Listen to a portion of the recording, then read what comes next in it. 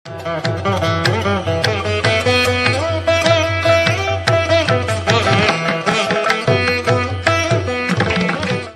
ಮಹಾಗಣಾಧಿಪತಯೇ ನಮಃ. ಗುರುಭ್ಯೋ ನಮಃ. ನಮಸ್ಕಾರ. ನಾನು ದಿವ್ಯಾ ಸುಬ್ರಹ್ಮಣ್ಯ. ದೇವರೇ ಗತಿ ಚಾನೆಲ್ ವೀಕ್ಷಕರಿಗೆ ಸ್ವಾಗತ. ಈ ವಾರದ ವಿಶೇಷತೆಗಳೇನು? ಈ ವಾರ ಇನ್ನೇನು ಕೆಲವೇ ದಿನಗಳಲ್ಲಿ ಬುಧನ ಈ ವಕ್ರತ್ವ ಮುಗಿಯುತ್ತೆ.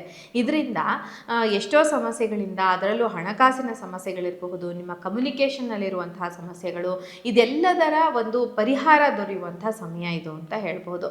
ಹಾಗೆಯೇ ಈ ವಾರ ಯಾವುದೇ ರೀತಿಯ ಸಮಸ್ಯೆಗಳಿದ್ರೂ, ಸಣ್ಣ ಪುಟ್ಟ ಒಂದು ಯೋಜನೆಗಳನ್ನು ನೀವು ಹಾಕೋಬೇಕು ಅಂತ ಇದ್ರೂ ಕೂಡ ಅದನ್ನು ಒಳ್ಳೆಯ ರೀತಿಯಲ್ಲಿ ಹಾಕಿ 21ನೇ ತಾರೀಕಿನವರೆಗೆ ನಿಮಗೆ ಕೆಲವು ಕೆಲಸಗಳು ತುಂಬ ಈಸಿಯಾಗಿ ಆಗೋದಕ್ಕೆ ಅವಕಾಶ ಇರುತ್ತೆ. ಇದೆಲ್ಲ ಜನರಲ್ ಆದಂತಹ ರೀಡಿಂಗ್ಸು.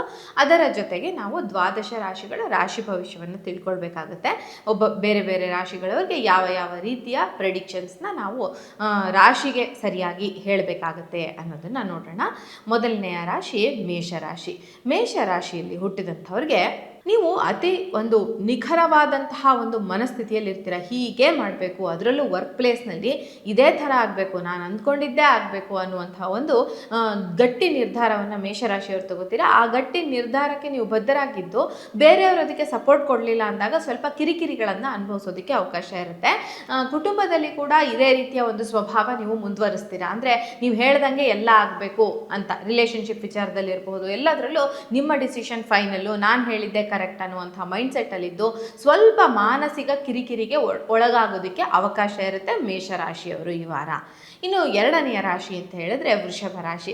ವೃಷಭ ರಾಶಿಯವರಿಗೆ ನಿಮ್ಮ ಸೋಷಿಯಲ್ ಸರ್ಕಲ್ ಏನಿರುತ್ತಲ್ಲ, ನಿಮ್ಮ ಸುತ್ತಮುತ್ತಲಿರುವಂತಹ ಜನ, ಫ್ರೆಂಡ್ಸ್ ಇರ್ಬೋದು, ಅವರು ನೀವು ಮಾಡುವಂಥ ಎಲ್ಲ ಕೆಲಸಗಳಿಗೆ ಸಪೋರ್ಟ್ನ ಕೊಡ್ತಾ ಹೋಗ್ತಾರೆ. ಹಾಗೆಯೇ ನೀವು ಹಿಂದೆ ಯಾವುದೋ ಒಂದು ವಿಚಾರದಲ್ಲಿ ಇದು ಬೇಡ ಅಂತ ಕೈಬಿಟ್ಟು ಬಂದಿರ್ತೀರ. ಆ ಕೈಬಿಟ್ಟು ಬಂದಂತಹ ಕೆಲಸಗಳನ್ನು ವಾಪಸ್ ತಗೊಂಡು ಕೊಲಾಬರೇಟ್ ಆಗಿ ಬೇರೆಯವ್ರ ಜೊತೆಗೆ ಒಳ್ಳೆ ರೀತಿಯ ಒಂದು ಕೆಲಸಗಳನ್ನು ಕೈಗೆತ್ಕೊಂಡು ಮುಂದುವರಿಯೋದಕ್ಕೆ ಅವಕಾಶ ಇರುತ್ತೆ. ಫೈನಾನ್ಷಿಯಲ್ ಪ್ಲಾನಿಂಗ್ ತುಂಬ ಚೆನ್ನಾಗಾಗುತ್ತೆ. ಈ ಟೈಮಲ್ಲಿ ಮಾಡಿದಂತಹ ಇನ್ವೆಸ್ಟ್ಮೆಂಟ್ಸು ಮುಂದೆ ನಿಮಗೆ ಸ್ವಲ್ಪ ಸಪೋರ್ಟಿವ್ ಆಗಿ ನಿಲ್ತವೆ ಅಂತ ಹೇಳಬಹುದು. ಹಾಗೆಯೇ ಮೆಚುರಿಟಿ ಲೆವೆಲ್ ಕೂಡ ಈ ವಾರದಲ್ಲಿ ತುಂಬ ಜಾಸ್ತಿ ಇದ್ದು ನಿಮಗೆ ನೀವು ತಗೊಳ್ಳುವಂತಹ, ನೀವು ಆಡುವಂತಹ ಮಾತು, ಪ್ರತಿ ಮಾತಿಗೂ ಕೆಲವು ಒಳ್ಳೆಯ ಅರ್ಥಗಳನ್ನು ನಾವು ಹುಡುಕೋದಕ್ಕೆ ಅವಕಾಶ ಇರುತ್ತೆ. ಇನ್ನು ಮಿಥುನ ರಾಶಿ. ಮಿಥುನ ರಾಶಿಯವರಿಗೆ ಯಾವುದೇ ಕೆಲಸಗಳಿಗೆ ಕೈ ಹಾಕಿದ್ರು ಆ ಕೆಲಸಗಳು ಕ್ಲಾರಿಟಿ ಇರ್ತವೆ. ಈ ಕ್ಲಾರಿಟಿ ಇಟ್ಕೊಂಡು ಕೆಲಸವನ್ನು ಮಾಡ್ತಾರೆ. ಕಮ್ಯುನಿಕೇಷನ್ ತುಂಬ ಚೆನ್ನಾಗಿರುತ್ತೆ. ಓಪನ್ ಮೈಂಡೆಡ್ ಆಗಿ ಮಾತಾಡ್ತೀರಾ. ಹಾಗೆಯೇ ನಿಮ್ಮ ಹಳೆಯ ಸಂಬಂಧಗಳು ಯಾವುದಾದ್ರೂ ಇದ್ದರೆ ಅವು ಮರುಕಳಿಸೋದಕ್ಕೆ ಅವಕಾಶ ಇರುತ್ತೆ. ಆ ಸಂಬಂಧಗಳಿಗೆ ಪಾಸಿಟಿವ್ ಆಗಿರ್ಬೋದು ಅಥವಾ ನೆಗೆಟಿವ್ ಆಗಿರ್ಬೋದು.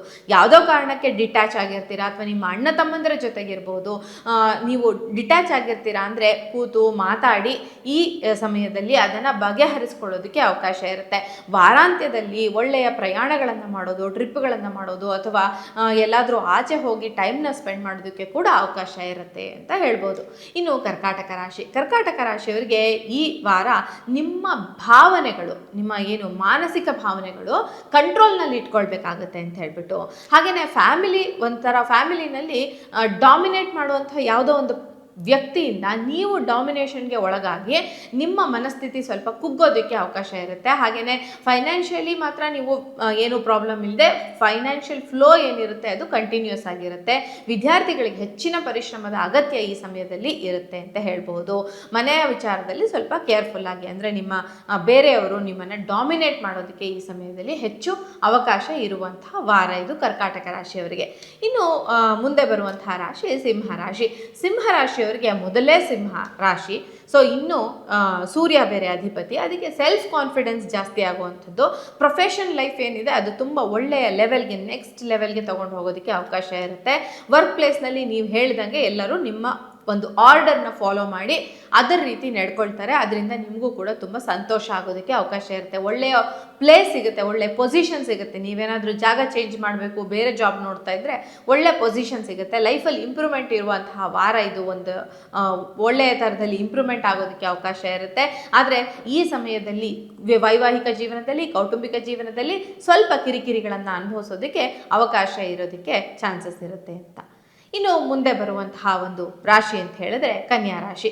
ಕನ್ಯಾ ರಾಶಿಯವರಿಗೆ ವರ್ಕ್ ಪ್ಲೇಸ್ನಲ್ಲಿ ಎಫಿಷಿಯನ್ಸಿ, ಪ್ರೊಡಕ್ಟಿವಿಟಿ ಅಂತ ಏನು ಹೇಳ್ತೀವಿ ಅದು ಸ್ವಲ್ಪ ನೀವು ಜಾಸ್ತಿ ಮಾಡ್ಕೊಳ್ಬೇಕಾಗತ್ತೆ. ಎಲ್ಲೋ ನೆಗ್ಲೆಕ್ಟಾಗಿ ಏನೋ ಕೆಲಸ ಮಾಡೋದು, ಎಲ್ಲೋ ನೋಡ್ತಾ ಕೆಲಸ ಮಾಡೋದು, ಈ ಥರ ಮಾಡ್ದಂಗೆ ನೀವು ಹೆಚ್ಚು ಹೆಚ್ಚು ಎಫರ್ಟ್ ಹಾಕಿ ಪ್ಲ್ಯಾನಿಂಗ್ ಮಾಡಿಕೊಂಡು ಕೆಲಸಗಳನ್ನು ಮಾಡಿದ್ರೆ ಮಾತ್ರ ನಿಮಗೆ ವರ್ಕ್ ಪ್ಲೇಸಲ್ಲಿ ನೆಮ್ಮದಿಯ ಒಂದು ವಾತಾವರಣ ಇರುತ್ತೆ. ಹೆಲ್ತ್ ಕೂಡ ನೀವು ಮಾಡುವಂಥ ಕೆಲಸಗಳಿಗೆ ಸಪೋರ್ಟ್ ಮಾಡುತ್ತೆ. ಆದರೆ ನಿಮ್ಮ ಅನವಶ್ಯಕವಾದಂತಹ ಹ್ಯಾಬಿಟ್ಸ್ ಅಂತ ಏನಿರ್ತವೆ ಅವುಗಳಿಂದ ನೀವು ಸಫರ್ ಆಗೋದಕ್ಕೆ ಅವಕಾಶ ಇರುತ್ತೆ. ರಿಲೇಷನ್ಶಿಪ್ನಲ್ಲಿ ಒಂದು ಸ್ಟೆಬಿಲಿಟಿ, ಮೆಚುರಿಟಿ ಇರುವಂತಹ ವಾರ ಇದು ಅಂತ ಹೇಳಬಹುದು. ಇನ್ನು ತುಲಾರಾಶಿ. ತುಲಾರಾಶಿಯವರಿಗೆ ಪಾರ್ಟ್ನರ್ಶಿಪ್ ವ್ಯವಹಾರದಲ್ಲಿ, ಕೊಲಾಬ್ರೇಷನ್ ವಿಚಾರದಲ್ಲಿ ಸ್ವಲ್ಪ ಕಿರಿಕಿರಿಗಳಾಗಬಹುದು. ಅದ್ರ ಕಡೆ ನಿಮ್ಮ ಹೆಚ್ಚಿನ ಫೋಕಸ್ ಇರಬೇಕಾಗುತ್ತೆ. ನೀವು ಬಾಕಿ ಇಟ್ಟಂತಹ ಯಾವುದೋ ಒಂದು ಪ್ರಾಜೆಕ್ಟೋ ಯಾವುದೋ ಒಂದು ಕೆಲಸನೋ ಈ ಸಮಯದಲ್ಲಿ ನಿಮಗೆ ತೊಂದರೆ ಕೊಡೋದಕ್ಕೆ ಅವಕಾಶ ಇರುತ್ತೆ. ಅಂದರೆ ಈ ಪ್ರಾಜೆಕ್ಟ್ ಇಲ್ಲಿವರೆಗೂ ಯಾಕಾಗಿಲ್ಲ ಅಂತ ಯಾರಾದರೂ ನಿಮ್ಮನ್ನು ಹೈಯರ್ ಆಫೀಸರ್ಸ್ ಕ್ವಶನ್ ಮಾಡೋದಕ್ಕೆ ಅವಕಾಶ ಇರುತ್ತೆ. ಸೊ ನಿಮ್ಮ ಹೈಯರ್ ಆಫೀಸರ್ಸಿಂದ ನಿಮಗೆ ಸ್ವಲ್ಪ ಪ್ರೆಷರ್ ಜಾಸ್ತಿ ಇರುತ್ತೆ. ಸ್ವಲ್ಪ ನೀವು ನಿಮ್ಮ ಒಳಗಿನಿಂದ ಬ್ಯಾಲೆನ್ಸ್ನ ಮಾಡ್ಕೊಳ್ಬೇಕಾಗುತ್ತೆ. ಎಮೋಷನಲ್ ಬ್ಯಾಲೆನ್ಸ್ ಇರಬಹುದು, ಹೆಲ್ತ್ ರಿಲೇಟೆಡ್ ಬ್ಯಾಲೆನ್ಸ್ ಇರಬಹುದು. ಅದನ್ನು ಮಾಡ್ಕೊಂಡಾಗ ಮಾತ್ರ ನೀವು ಎಫಿಷಿಯೆಂಟಾಗಿ ಕೆಲಸ ಮಾಡೋದಕ್ಕೆ ಅವಕಾಶ ಇರುತ್ತೆ ಅಂತ. ಇನ್ನು ಮುಂದಿನ ರಾಶಿ ವೃಶ್ಚಿಕ ರಾಶಿ. ವೃಶ್ಚಿಕ ರಾಶಿಯವರಿಗೆ ಬೇರೆಯವರಿಂದ ನೀವು ಈ ವಾರ ಇನ್ಫ್ಲೂಯೆನ್ಸ್ ಆಗ್ತಾ ಇರ್ತೀರ. ಯಾರೋ ಏನೋ ಹೇಳಿದ್ರು ಸೊ ಈ ಜಾಬ್ಗೆ ಹೋಗ್ಬಿಡ್ಬೇಕು, ಅಥವಾ ಯಾರೋ ಏನೋ ಹೇಳ್ಬಿಡ್ಬೋದು ಇದು ವಿದ್ಯಾಭ್ಯಾಸಕ್ಕೆ ಈ ಕಡೆಗೆ ಹೋಗಬೇಕು, ಅಥವಾ ಇದರಲ್ಲಿ ಇನ್ವೆಸ್ಟ್ ಮಾಡಿ ಅಂದರು ಅದರಲ್ಲಿ ಇನ್ವೆಸ್ಟ್ ಮಾಡಿದೆ. ಈ ಥರ ಎಲ್ಲಂದ್ರಲ್ಲೇ ಇನ್ವೆಸ್ಟ್ಮೆಂಟ್ ಮಾಡಿ ಯಾವುದಾದ್ರೂ ಅದಕ್ಕೆ ದುಡ್ಡು ಹಾಕಿ ದುಡ್ಡನ್ನು ಕಳ್ಕೊಳ್ಳೋದಕ್ಕೆ, ಫೈನಾನ್ಷಿಯಲ್ ಲಾಸಸ್ ಆಗೋದಕ್ಕೆ ಅವಕಾಶ ಇರುವಂಥದ್ದು ಅಂತ. ಹಾಗೆಯೇ ರಿಲೇಷನ್ಶಿಪ್ ವಿಚಾರದಲ್ಲಿ ಕೂಡ ಒಂದು ಹಳೆಯ ರಿಲೇಷನ್ಶಿಪ್ ಇವಾಗ ವಾಪಸ್ ಕನೆಕ್ಷನ್ಗೆ ಬಂದು ಆ ರಿಲೇಷನ್ಶಿಪ್ಪಿಂದ ನಿಮಗೆ ಸ್ವಲ್ಪ ತಲೆನೋವಾಗಿ ಪರಿಣಮಿಸೋದಕ್ಕೆ ಅವಕಾಶ ಇರುತ್ತೆ. ಆರೋಗ್ಯದಲ್ಲಿ ಕೂಡ ಈ ಸಮಯದಲ್ಲಿ ಹೆಚ್ಚು ಗಮನ ಕೊಡಬೇಕಾದಂತಹ ಒಂದು ಸಮಯ ಈ ವಾರ ಅಂತ ಹೇಳಬಹುದು. ಈ ವಾರದಲ್ಲಿ ನೀವು ಯಾವುದೇ ಕೆಲಸ ಮಾಡಬೇಕು ಅಂದರೂ ಕೂಡ ಸ್ವಲ್ಪ ಕೇರ್ಫುಲ್ ಆಗಿ ನೀವು ಮಾಡೋದು ತುಂಬ ಮುಖ್ಯ ಆಗುತ್ತೆ ಅಂತ. ಇನ್ನು ಧನುರಾಶಿ. ಧನುರಾಶಿಯಲ್ಲಿ ಹುಟ್ಟಿದಂಥವ್ರಿಗೆ ಕಮ್ಯುನಿಕೇಷನ್ ಮಾತ್ರ ತುಂಬ ಕ್ಲಿಯರ್ ಆಗಿರುತ್ತೆ. ಹಾಗೆಯೇ ಒಂದು ಸವಾಲುಗಳನ್ನು, ಜೀವನದಲ್ಲಿ ಸವಾಲುಗಳನ್ನು ಎದುರಿಸ್ತೀರಾ ಅಂದರೆ ಅವನ್ನ ಎದುರಿಸೋದಕ್ಕೆ ನಿಮಗೆ ಶಕ್ತಿ ಇರುವಂಥ ವಾರ ಇದು ಅಂತ ಹೇಳ್ಬಿಟ್ಟು. ಟ್ರಾವೆಲಿಂಗ್ ಜಾಸ್ತಿ ಇರುತ್ತೆ. ಹಾಗೆಯೇ ತುಂಬ ದೊಡ್ಡ ಮಟ್ಟದಲ್ಲಿ ಒಂದು ಸ್ಟಡಿ ರಿಲೇಟೆಡ್, ಎಜುಕೇಷನ್ ರಿಲೇಟೆಡ್ ಪ್ಲ್ಯಾನ್ನ ಮಾಡ್ಕೊಳ್ತೀರಾ. ಇದೇ ಥರ ನನ್ನ ಲೈಫ್ ನಡಿಬೇಕು ಅನ್ನುವಂಥ ಒಂದು ಪ್ಲ್ಯಾನ್ ಇರುತ್ತೆ. ಈ ಟೈಮಲ್ಲಿ ನೀವು ಮಾಡಿದಂಥ ಪ್ಲ್ಯಾನು ನಿಮಗೆ ಖಂಡಿತ ಸರಿಯಾಗಿರುತ್ತೆ ಅಂತ ಹೇಳಬಹುದು. ಇನ್ನು ಮುಂದಿನ ರಾಶಿ ಅಂತ ಹೇಳಿದ್ರೆ ಮಕರ ರಾಶಿ. ಮಕರ ರಾಶಿಯವರಿಗೆ ಒಂದು ಕನ್ಫ್ಯೂಷನ್ ಇರುವಂಥ ವಾರ ಇದು. ಇದು ಕೆಲಸ ಮಾಡಲಾ, ಆ ಕೆಲಸ ಮಾಡಲಾ, ಹಂಗೆ ಮಾಡಲಾ, ಹಿಂಗೆ ಮಾಡಲಾ.